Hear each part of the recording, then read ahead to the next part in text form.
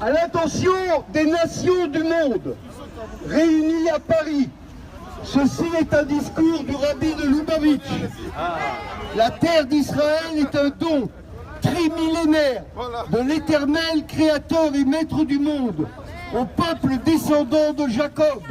Comme cela est écrit dans la Bible, livre sacré pour des milliards d'humains.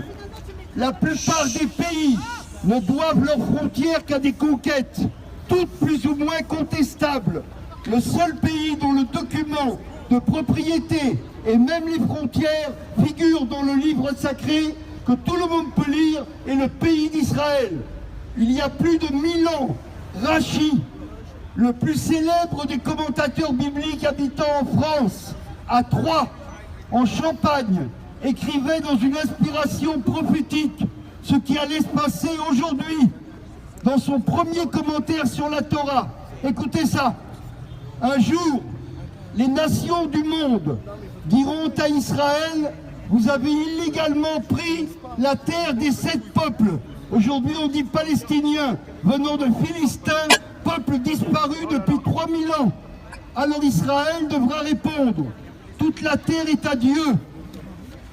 C'est de sa libre volonté qu'il la leur donna. Et c'est également de sa libre volonté qu'il a leur repris pour nous la donner.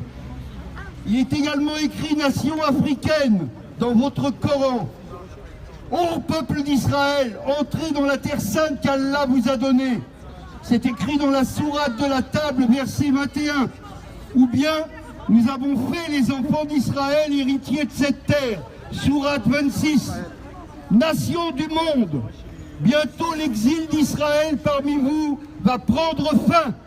Les exilés d'Israël, exilés dans vos pays, dans vos cultures et dans vos sciences, vont vous quitter pour rentrer chez eux.